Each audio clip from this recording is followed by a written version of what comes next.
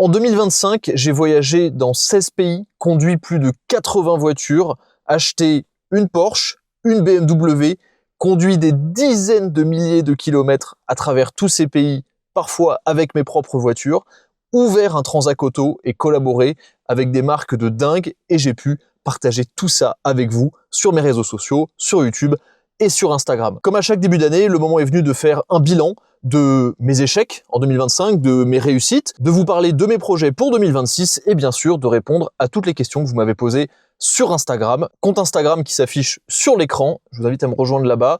Pareil pour la chaîne YouTube, abonnez-vous si vous aimez mon contenu. C'est parti pour le bilan de l'année, mais d'abord, je vous montre ce que j'ai dans mon coffre. En 2025, j'ai clôturé l'année avec la vidéo tant attendue du Cap Nord. Et vu l'engouement que ça a eu, la réponse, je vous la donne maintenant, oui, il y aura d'autres road trips en 2026. Alors, la nature et les destinations de ces road trips vous seront dévoilées plus tard dans l'année, mais déjà, il y a eu un effet positif, c'est que des partenaires tels que Bluetti m'ont contacté pour me proposer de m'accompagner sur mes prochaines aventures. Pour moi qui suis déjà de base souvent sur la route et qui ai souvent besoin de recharger beaucoup de matériel, que ce soit l'ordinateur, le drone, toutes les caméras, les batteries, et même parfois des sources de lumière extérieure, où ça m'est déjà arrivé un petit frigo portable pour quand je pars en road trip, cette batterie, l'Elite 200, va être parfaite pour ce genre d'usage. Cette batterie, qui pèse déjà 30 kg, a 2 kWh de capacité. Il y a une prise allume-cigare 12 volts ici, des prises USB-C, 2 prises USB et ici 2 prises 230 volts. On peut brancher jusqu'à 9 appareils en simultané. En plus de ça, la conception est robuste, durable et Bluetti annonce jusqu'à 17 ans de durée de vie. Ça va. Évidemment, tout se pilote en Wi-Fi ou en Bluetooth via l'application, mais ce qui rend ce système vraiment intéressant pour moi, c'est le chargeur. Ça, c'est le Bluetti Charger 2, et c'est très simple. Vous le branchez sur la batterie de votre voiture, via les câbles qui sont fournis, et ça permet de recharger directement la batterie portable en roulant. Et contrairement à une prise allume-cigare qui mettrait des heures pour recharger, grâce à ce système, on peut monter jusqu'à 1200 watts et recharger intégralement la batterie en très peu de temps. Évidemment, la batterie portable ne va jamais tirer sur la batterie de la voiture, ça va toujours que dans un sens, mais il y a la possibilité de faire aller l'énergie justement de la batterie vers la batterie de la voiture pour faire remonter légèrement la tension. Alors attention, c'est pas un booster, mais ça peut fonctionner. Si vous voyez que la tension de votre voiture est peut-être un peu basse ou vous savez qu'il va faire très froid une nuit, ça peut servir pour conserver la tension de la batterie, peut-être la recharger un petit peu. Pour l'usage que je vais avoir cette année avec mes voitures, je pense que ce système va parfaitement rentrer dans mon fonctionnement, mais ne serait-ce que pour recharger mon ordinateur ou toutes mes caméras en road trip, rien que pour ça, c'est génial. Je pense, à mon avis, que ce chargeur-là va aller de manière permanente dans la série 5. Pas dans la Porsche, vous le découvrirez un peu plus tard dans l'année. Merci à Bluetti d'avoir sponsorisé cette vidéo et de me suivre tout au long de l'année dans mes road trips. Si vous voulez découvrir ces deux équipements, la batterie Elite 200 et le chargeur V2, je vous invite à regarder le lien dans la description. Quant à moi, j'ai hâte de les essayer. Retour dans la Porsche pour répondre à vos questions. Mes moments préférés de l'année, il y en a eu pas mal, je vais les énumérer rapidement. Pour commencer déjà, l'année a débuté avec la possibilité de suivre le Dakar en Arabie Saoudite avec Toyota. Ensuite, j'ai déménagé à Aix-en-Provence, je vous en parlerai un peu plus dans la vidéo, vous m'avez posé pas mal de questions là-dessus. Ensuite, évidemment, j'ai acheté ma Porsche 968, voiture dans laquelle je suis assis, que j'ai ensuite emmenée au Cap Nord, voyage extraordinaire. Et merci d'ailleurs pour vos retours sous la vidéo, parce que ça m'a énormément touché. Ensuite, j'ai emmené cette même voiture au Nürburgring. Parmi les collaborations incroyables que j'ai pu faire cette année, j'ai travaillé avec beaucoup de constructeurs et notamment avec Rolex. Oui, j'ai travaillé avec Rolex cette année. Ceux qui me suivent sur Instagram auront pu le voir. J'ai publié pas mal de contenu avec eux. Donc, bon, comment dire, c'est juste extraordinaire pour moi d'être reconnu, que mon travail soit reconnu par une marque aussi exceptionnelle que Rolex, surtout avec la casquette d'un mec qui parle que d'automobile. Être reconnu par des marques comme ça, voilà, vraiment un moment exceptionnel de mon année. J'ai pu évidemment essayer des dizaines de voitures, plus de 80 cette année. Alors vous les avez pas toutes vues sur les réseaux sociaux, mais j'en ai conduit beaucoup. Je crois que Les deux essais qui m'ont le plus marqué cette année, c'est l'essai en passager du Dacia Sandrider avec un passager de Nasser. Expérience absolument dingue. Et en termes de voiture de route, je dirais que celle qui m'a le plus marqué, c'est la Honda Integra Type R. J'ai adoré cette bagnole. Un peu avant l'été, j'ai aussi acheté ma BMW 540i E34 que j'ai ramenée de Slovaquie. Là encore, une expérience vraiment folle et une première pour moi. En septembre, j'ai aussi lancé un podcast avec Alex Wagner, l'ingénieur des cryptes. Ça fait des années que je voulais faire ça et j'ai enfin trouvé un acolyte pour le faire. Les liens sont dans la description pour ceux qui peut-être ne le savent pas ou vont le découvrir. Il y a déjà 14 épisodes. On est présent sur YouTube, sur Apple Podcast, sur Spotify et ça s'appelle Parlons Bagnole. J'ai clôturé l'année avec un essai extraordinaire qui va apparaître dans un nouveau format que vous allez voir ce week-end, le 11 janvier, où j'ai essayé un Charles Leclerc. Voilà, rien que ça. Et bien sûr, je l'ai pas dit, mais je vais en parler dans la vidéo, j'ai ouvert un Transac Auto. Enfin, on a ouvert un Transac Auto. Vous m'avez posé plein de questions par rapport à ça. Donc une année extrêmement remplie. Si je dois parler des réussites avant de parler des échecs, pour moi, la première réussite, c'est de continuer à vivre de ce que j'aime, de ce que j'ai créé en 2018. Je le rappelle parce que ça m'a été posé dans les questions, mais YouTube et Instagram et la création de contenu sur les réseaux sociaux, c'est mon métier à plein temps. Depuis 2018, ça fait 7 ans. En septembre, là, 2025, ça a fait, j'ai fêté les 7 ans de la chaîne YouTube. Donc là, on est dans la 8e année, c'est absolument incroyable. Donc ma première réussite, c'est de continuer à faire ça, à faire un métier qui me passionne, que j'ai créé de toutes pièces en partant de pas grand-chose. Deuxième réussite, un peu plus personnelle, le fait d'avoir déménagé à Aix-en-Provence, je dois l'avouer, ça me change la vie. Donc ça, je suis assez content. Et la troisième réussite, pour moi, c'est d'avoir pu vivre enfin mon rêve à moi, comme je me l'imaginais quand j'étais jeune et que je regardais des vidéos YouTube, à savoir posséder ma propre voiture de sport et pouvoir vivre des aventures avec. C'est ce que j'ai fait avec cette voiture dans laquelle j'ai parcouru plus de 25 000 km cette année, dans plein de pays différents, et le tout dans une aventure entrepreneuriale et humaine absolument passionnante. Au niveau des échecs, il y en a eu aussi quelques-uns cette année. Bon alors, je sais pas si je peux parler de l'achat de la 540i comme un échec, parce qu'au final, ça va faire des super vidéos, mais je me suis quand même un peu fait douiller. Bon, au final, vous avez tout gagné parce que vous allez avoir une super restauration de voitures en vidéo. Restauration de voitures, je l'ai pas dit dans les réussites, mais qui est permise grâce au succès, c'est un grand mot, mais à la réussite aussi financière de mon activité. Pour ceux qui me suivent depuis longtemps et assidûment, vous savez que l'année dernière a été une année compliquée financièrement. J'avais dû vendre la M3 Touring pour régler certains problèmes d'URSSAF, dont j'étais pas complètement responsable. Mais bon, c'est comme ça qu'on apprend.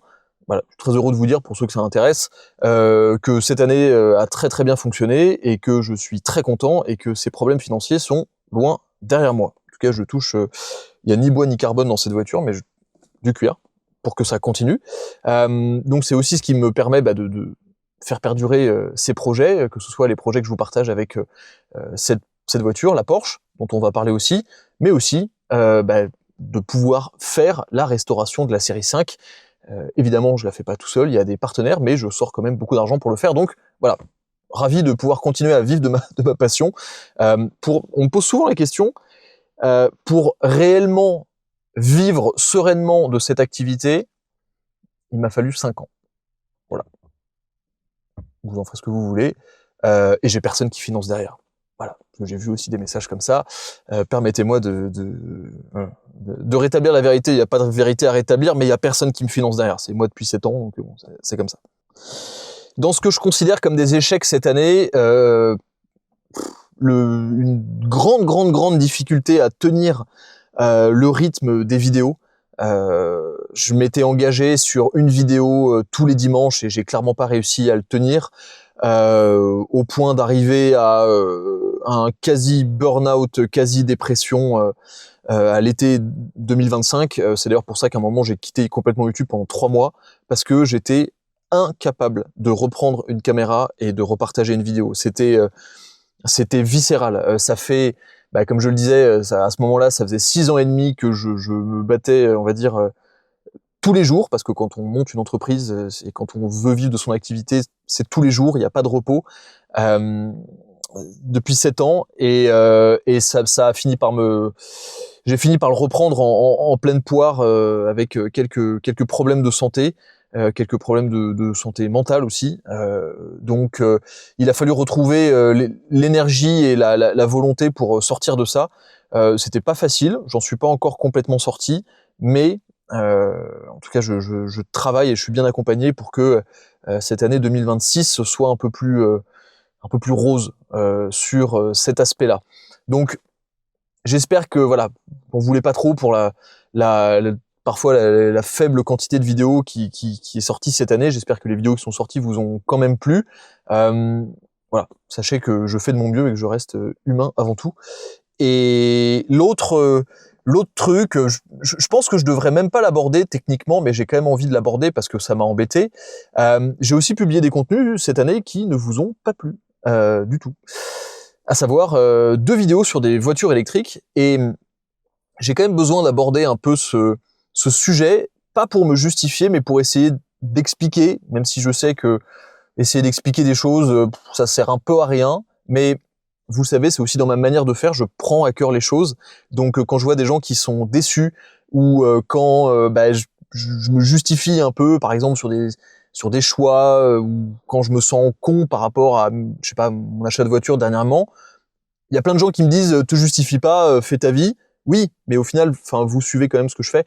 Donc je me dis que c'est bien aussi d'adresser certaines choses et certaines pensées. J'ai fait 2 vidéos cette année sur des voitures électriques qui ne vous ont pas plu. La première, c'était une collaboration avec Ford, avec le Ford Capri, où je me suis dit que vous raconter une histoire personnelle et en la mettant en scène avec cette voiture, bah ça avait du sens. Moi j'aime bien Ford, j'ai essayé des tas de Ford durant toutes les années. Les partenariats avec des marques font partie du modèle économique de la chaîne, et même si certains, souvent dans les commentaires de ces vidéos-là, disent ah bah placement de produits, etc. Il faut savoir, je sais pas si je vous l'apprends ou pas, mais j'ai toujours essayé de bien faire les choses et de faire en sorte que les collaborations soient les mieux intégrées possibles. Sachez que 95% des contenus que vous voyez sur cette chaîne YouTube sont sponsorisés. C'est-à-dire qu'il y a un accord commercial entre une marque, un garage, une concession, un constructeur, un équipementier, une marque de solutions digitales. Je l'ai jamais caché, c'est marqué collaboration commerciale sur toutes les vidéos. Donc, en fait, ça fonctionne comme ça. Autrement, je pourrais pas, d'une part, faire vivre une entreprise, je pourrais pas faire vivre les gens qui bossent avec moi, etc., etc. Ça mis de côté, moi, je me suis dit que c'était une bonne idée de partager, de partager mon histoire au travers de la Ford Capri. Il se trouve qu'il y a des gens qui ont aimé, il y a des gens qui ont cru que je les prenais pour des cons. Et après coup, je les comprends, mais c'était pas du tout la volonté initiale. Du coup, ensuite, à la fin de l'année, quand Mazda m'a proposé de travailler sur la Mazda 6e, je me suis dit, bon, il faut pas que les gens aient l'impression que je les prends pour des cons, parce que c'est pas ce que je veux faire. Et c'est pas le but. Moi, mon but, c'est de parler de bagnole, et si la bagnole ne me parle pas forcément, ce qui arrive, eh ben, c'est de raconter quelque chose avec, et de raconter quelque chose qui me tient à cœur. Sachez que des collaborations, j'en refuse toute l'année. Mais là, en l'occurrence, la Mazda 6e, je me suis dit, c'est cool. Et pareil, avec le Ford, je me suis dit, bah, Ford, il y a quand même une histoire, je peux raconter ça, etc. C'était un tournant de la chaîne où je voulais raconter quelque chose d'un peu plus personnel, en passant de The Glove Driver à R1 TGD, bon, bref. Et du coup, voilà. Bon, bref. Et du coup, la Mazda 6e, bah, je me suis dit, bah, je vais faire un truc un peu plus comme je fais d'habitude, un peu plus reportage professionnel. Bon, au final, c'était tellement reportage et tellement professionnel que la vidéo était chiante. C'est un grand mot, mais la plupart d'entre vous ont pas compris ce que ça venait foutre là, quoi. Alors, j'ai aussi des gens qui m'en ont parlé positivement, mais le fait est que mon erreur, c'est la transition, en fait, mon erreur. Moi, vous me connaissez parce que j'ai toujours parlé de voitures sportives, j'ai toujours parlé de passion, mais avant d'être passionné de voitures de sport, je suis passionné de voitures. Quand je monte dans une bagnole, quelle que soit la voiture, que ça soit une voiture de tous les jours, une citadine, un utilitaire, n'importe quoi, ou une voiture de sport, une 205 GTI comme une hypercar, je m'assieds et j'analyse. J'analyse le fonctionnement du moteur, comment il délivre la puissance, comment il délivre son couple, la boîte de vitesse, est-ce qu'elle est bien étagée, est-ce qu'elle fonctionne bien, l'ergonomie de l'intérieur, le confort des sièges, la position de conduite, la manière dont la voiture réussit à faire ce qu'elle est censée faire. la manière dont la voiture, ben voilà, interagit avec le conducteur. Et cette analyse, moi, je prends plaisir à la faire dans toute voiture, quel que soit l'engin. Et du coup, ben, en fait, moi, j'ai rien contre les voitures électriques. Alors, idéologiquement et en termes d'écologie, c'est un autre débat, mais le fait est qu'aujourd'hui, objectivement, les voitures électriques en tant que produit ont plein d'avantages. Et du coup, moi, je me suis dit, bah, c'est cool de pouvoir bosser avec des constructeurs qui me font confiance et tout, et d'essayer un peu ça. Sauf que la transition a été trop brutale, et clairement, j'ai pas trouvé le bon format pour vous en parler. Et du coup, tout le monde a vu ça comme une pub déguisée, qui même pas déguisée parce que c'est marqué en gros. Mais bref, ça, je considère ça comme un échec, parce que bah, ça n'a pas été compris, je l'ai mal fait, c'est 100% de ma faute. Bon, répondons maintenant. Donc, dites-moi ce que vous en pensez. Moi, je vous le dis honnêtement, j'ai envie de continuer à filmer de temps en temps des voitures électriques. Et d'ailleurs, en partenariat avec des marques ou pas, hein, je m'en fous. Ça change pas ma ligne éditoriale, ça change pas le fait que quand j'ai quelque chose à dire sur une voiture, je le dis. Et d'ailleurs, c'est pareil, ça a été mal compris, parce qu'il y a plein de gens qui m'ont dit, bah, tu la critiques pas, c'est une pub. Bah, en fait, dans les deux vidéos, je critique, donc... Mais bon, bref. Tout ça pour dire que ça, je considère ça comme un échec, parce que bah, je me suis planté, je l'ai mal fait. C'est moi le créateur de contenu à la base, donc... Voilà, je prends en compte les retours de l'audience. Passons maintenant à vos questions. La première chose en 2026 qui va beaucoup m'occuper et qui m'occupe beaucoup, c'est la restauration de la série 5. L'objectif ensuite est de faire des road trips avec cette voiture, d'aller vivre des expériences. J'ai toujours envie de vous partager des essais de voiture parce que c'est ce que j'aime faire. C'est ce que j'aime partager. Il y a des formats qui vont revenir sur la chaîne. Le format garage, où je rencontre des passionnés qui me parlent de leur garage. C'est un format que j'adore et que j'ai fait que 3 fois, mais qui va revenir parce que je l'aime beaucoup, et à l'époque, vous l'aviez aussi beaucoup apprécié. Ça me permet d'ailleurs de répondre à une autre question. Moi, mon but aujourd'hui sur YouTube, c'est de continuer à faire perdurer cette passion, et via ce travail un peu particulier qui est le travail de youtubeur, de vivre cette passion à fond. Ça me permet de vivre des expériences de malade, de conduire des tonnes de voitures, de rencontrer des gens intéressants. C'est, enfin, pour moi qui viens pas de ce milieu à la base quand même, je vis un rêve.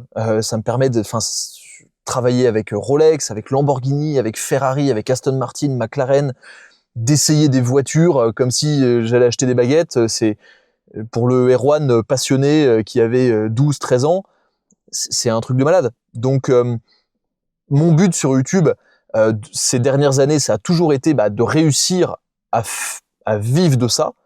Maintenant que je vis de ça, je veux consolider mon activité. C'est d'ailleurs pour ça que j'ai ouvert un Transac Auto et qu'il y a d'autres choses qui sont dans les coulisses dont j'ai pas envie de parler pour l'instant. On va parler de Transac Auto. Mais voilà, je veux continuer à partager ça, continuer à faire vivre la passion, continuer à pousser les gens à vivre cette passion. On m'a posé 25 000 questions sur le Transac Auto, qu'est-ce que j'y fais, comment ça se passe, quel est mon bilan, tout ça, tout ça. Alors, je vais remettre un peu les points sur les i. J'ai ouvert, avec 2 associés, cette activité en début 2025. J'ai fait une vidéo dessus.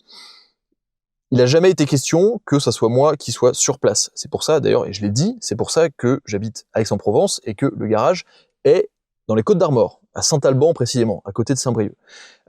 L'activité a très bien fonctionné cette année. On a appris énormément de choses. On a une équipe commerciale qui est ultra opérationnelle. On gagne de l'argent, on est rentable, donc c'est super bien. Je vous ferai une vidéo complète avec François, mon associé, sur voilà, le bilan d'1 an de Transac Auto, les avantages, etc. Mais concrètement, moi, Erwan, je suis plutôt un investisseur dans cette société Transac Auto. Je suis pas le gérant sur place. Mon but n'a jamais été de faire ça comme activité principale. Je développe d'autres activités, j'investis dans des activités qui me parlent, qui me plaisent, avec des gens avec qui je veux travailler. On m'a aussi demandé ce que ça me rapportait.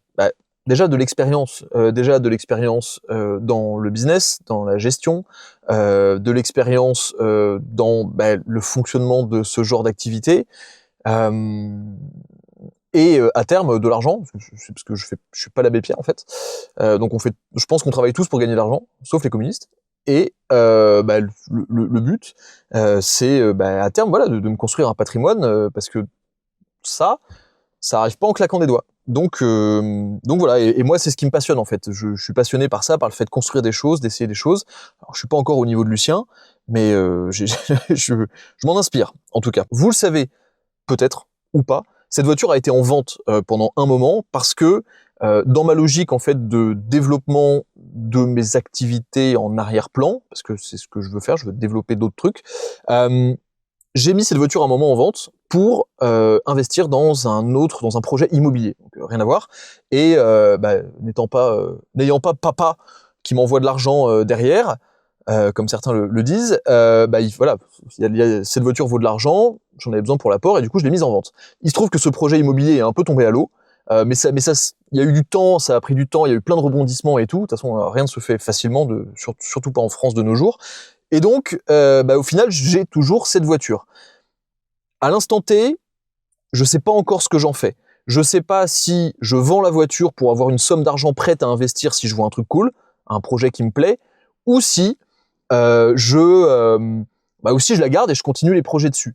Mais je penche plutôt pour la première option, à savoir si jamais je dois dégainer rapidement pour un projet qui me plaît, si j'ai pas vendu la voiture, ça peut me mettre des bâtons dans les roues. Donc je songe quand même à la vendre, mais je suis hyper partagé parce qu'il y a plein de trucs que je veux faire avec cette bagnole, mais en même temps, je peux pas tout faire dans la vie, j'ai quand même une autre bagnole, voilà. Donc, et rien ne me dit que je vais pas m'acheter un daily. Entre-temps, je rêve de reprendre la compétition en tant que gentleman driver. J'en ai parlé plein de fois et voilà, c'est toujours quelque chose qui m'habite. C'est moi, depuis que j'ai 14-15 ans, depuis que j'ai un poster de Caterham sur ma chambre chez mes grands-parents, je veux une Caterham. Et quand j'étais petit, avec un copain à l'époque, on s'était dit qu'avant nos 30 ans, on aurait tous les deux une Caterham. Et j'ai eu 29 ans il y a quelques mois, 31 octobre.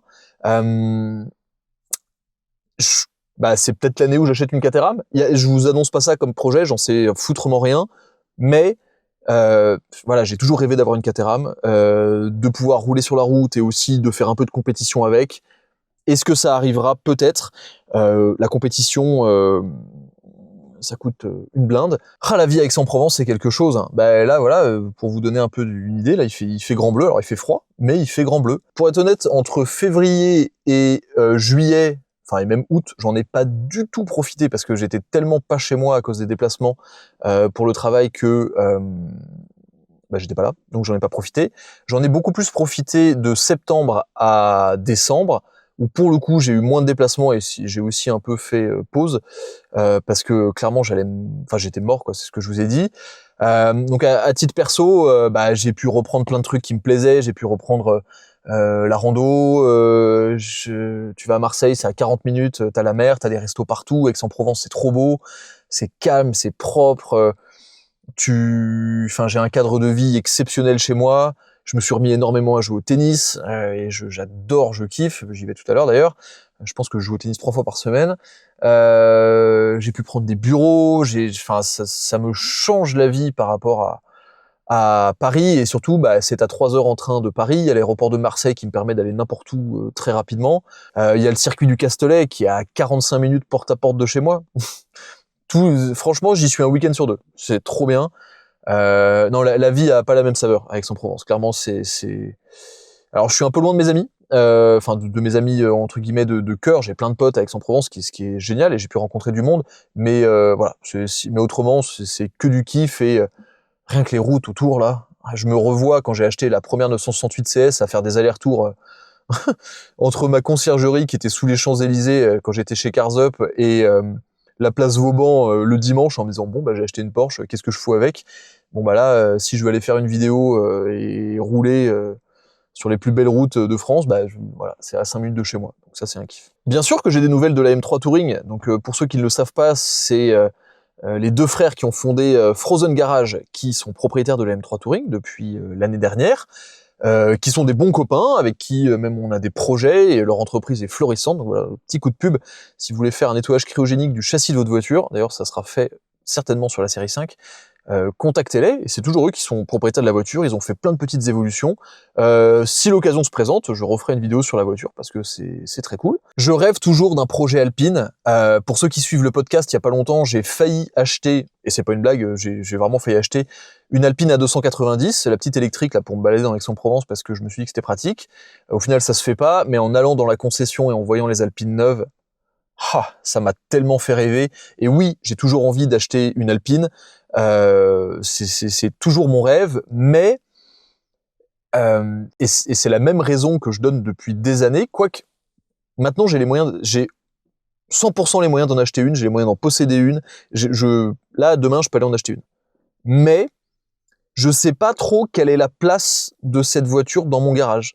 Bon, déjà, alors, j'ai les sous d'en acheter une si je vends mes 2 bagnoles. Actuellement, j'ai le projet de la série 5 qui est en cours, donc déjà, il y a de l'argent immobilisé et ça coûte de l'argent. La Porsche, pour l'instant, elle est toujours là. L'argent qui est dans la Porsche va peut-être servir à faire autre chose. Donc je sais pas trop, mais oui, j'aurai une Alpine un jour, rassurez-vous. Et je rêve toujours de cette bagnole, et surtout pour ici, truc de rêve. Dans 10 ans, c'est une bonne question. Alors dans 10 ans, en réalité, c'est plutôt simple. Alors déjà, franchement, alors sans me lancer des fleurs, quand je vois ce que j'ai fait en 7 ans, je me dis que dans 10 ans, ça devrait être cool, si tout va bien. Dans 10 ans, alors c'est difficile de savoir si je me vois toujours sur les réseaux sociaux, peut-être, d'une manière ou d'une autre, en tout cas, tant que ça m'aura pas saoulé, je continue. Ce qui est certain, c'est que j'aurai, déjà d'ici là, j'espère, une famille avec des enfants, ça c'est une première chose, que j'habiterai dans un endroit qui me plaît, que je serai financièrement à l'aise, et le reste, et que j'aurai la santé. Déjà franchement, c'est bien. Et ensuite, pour parler plus d'entrepreneuriat et d'automobile, moi, mon objectif, ça a toujours été, en fait, depuis le début, c'est toujours la même chose, et c'est un modèle que j'ai copié sur plein de gens qui l'ont déjà fait. Monter une chaîne YouTube, réussir à vivre de ça, et ensuite faire, on va dire, ruisseler la notoriété et les avantages que ça m'apporte sur d'autres activités. Voilà. Donc j'ai commencé avec Transac Auto, j'ai d'autres projets qui sont en cours, il y a d'autres synergies qui se créent. Donc mon objectif, c'est ça, mais en 3, 4, 5, 6 fois plus gros, pour voilà, continuer à m'amuser dans ce que je fais, et à bien vivre surtout, parce que je fais pas ça pour la gloire, je fais ça pour aussi pour m'acheter des voitures, pour vivre ce que j'ai envie de vivre. Donc voilà. Et je le dis, alors je sais que je peux avoir un air un peu hautain en disant ça et tout, c'est juste que moi je vous raconte ça, j'ai j'ai aucun intérêt à vous raconter ça pour me la péter, juste voilà, je sais qu'il y a des gens qui me suivent, qui aiment parfois voir ces coulisses, il y en a d'autres qui s'en foutent, et c'est ok, vous n'êtes pas obligé de tout écouter de toute manière. Mais voilà, moi je partage juste parce que c'est ma vision des choses, et j'aime le faire à ma manière, et toujours avec de la passion. Je suis quand même passé en 1 an et demi à quelqu'un qui a le couteau sous la gorge financièrement, à quelqu'un qui a 2 voitures. Donc, alors clairement, je reste traumatisé de cette période, donc je compte chaque centime tous les jours, c'est un peu obsessionnel d'ailleurs, mais bon, moi ça m'aura servi de leçon. Ce qui est certain, c'est que avant d'avoir une idée et de vouloir faire quelque chose avec une voiture, que ce soit de la modification, un projet, un road trip, n'importe quoi, je pèse 157 fois le pour et le contre. Je regarde toutes les options, je fais des Excel, je fais des projections. Franchement, je pense que je me casse la tête, mais à un niveau stratosphérique. Mais sachant ce que c'est de n'avoir plus une thune, et sachant l'état dans lequel ça me met, je pense que ça m'aura appris à parfaitement gérer mon argent, en tout cas j'espère. Donc je fais très attention. Je calcule tout, j'essaie d'anticiper tout au maximum. Bon, ça m'empêche pas d'acheter les voitures rouillées. Honnêtement, c'est une gymnastique à avoir, et c'est quelque chose qu'il faut s'imposer, parce que sinon, malheureusement, les dépenses vont très très vite. Il faut toujours finir par des questions comme ça. 3 voitures. Franchement, je vais pas être original. Si, je vais être original. Une Alpina en daily, break ou berline avec un attelage, une Caterham pour les petites routes et la piste, et une voiture de route peut-être un peu surmotorisée, un truc rigolo pour glisser notamment. Une BMW M, un truc comme ça, histoire de vraiment, enfin un truc cool pour la route. Donc c'est difficile à définir, mais ouais, un truc un peu nerveux, un peu agressif. Un Z4M, une Alpine. Alpine, c'est peut-être pas assez énervé. Ouais, je sais pas, un truc comme ça. Mais un truc propulsion, boîte méca, moteur avant, et vraiment fun sur la route. Et comme d'habitude, alors les vidéos de petites sportives, en fait le truc c'est que cette année c'était encore le cas, c'est pas une question de pas vouloir le faire, mais souvent c'est une question d'avoir le temps, d'avoir l'opportunité, d'avoir les voitures et de réussir à intégrer ces vidéos, parfois dans une ligne éditoriale qui est prévue 3-4 mois à l'avance. C'est pas l'envie qui me manque. Je réfléchis à des moyens de continuer à faire des vidéos de voitures d'abonnés, peut-être un peu plus simples, qui me prennent moins de temps pour pouvoir simplement vous en faire plus. C'est quelque chose qu'il faut que je fasse et que je prends toujours énormément de plaisir à faire surtout. Je sais que vous voulez un mix entre des voitures haut de gamme et des voitures plus accessibles, donc je fais de mon mieux et je vais essayer cette année de me concentrer toujours là-dessus. Mais parfois c'est pas facile à tenir. Mais j'ai quand même envie de le faire parce que même à titre perso, ça m'éclate. Et je m'amuse d'ailleurs souvent plus dans des petites voitures que dans des grosses voitures. Accessible, je pense, Alpine, Caterham, Boxster Spider 981. En moins accessible, Boxster Spider RS, McLaren 675 LT, V12 Vantage, soit V12 Vantage boîte méca, soit V12 Vantage S boîte méca ou boîte robotisée au choix. Là, les deux me vont. Qu'est-ce qui me fait vraiment rêver encore? Je pense que j'ai répondu à la question, voiture de rêve. Et oui, certainement, alors je vous rappelle, et ça sera, je pense, pour clôturer cette vidéo, parce qu'au bout de 40 minutes, à mon avis, il n'y a plus personne qui écoute, mais c'est pas grave. Oui, vous pourrez me croiser certainement au 24 heures du Mans ou au Mans Classique, et le meilleur moyen pour savoir où je suis, c'est de me suivre sur Instagram, parce que en général, je l'annonce. Et je le rappelle aussi, quand vous me croisez, que ce soit dans la rue ou n'importe où sur un événement, je serai toujours disponible pour discuter avec vous. Et je le dis parce que très souvent, je reçois des messages de gens qui me disent je t'ai croisé mais j'ai pas osé venir discuter. Moi, je suis juste un passionné de bagnole, je suis pas le pape. Je prends toujours un plaisir immense à discuter avec vous, à échanger, à parler de passion, à parler d'automobile. Oui, il y a marqué youtubeur et oui, il y a marqué nombre d'abonnés, un certain nombre d'abonnés. Mais en fait, moi, je suis juste Erwan et je suis dans mes vidéos comme je suis en vrai, c'est-à-dire un énorme geek qui aime parler de voiture.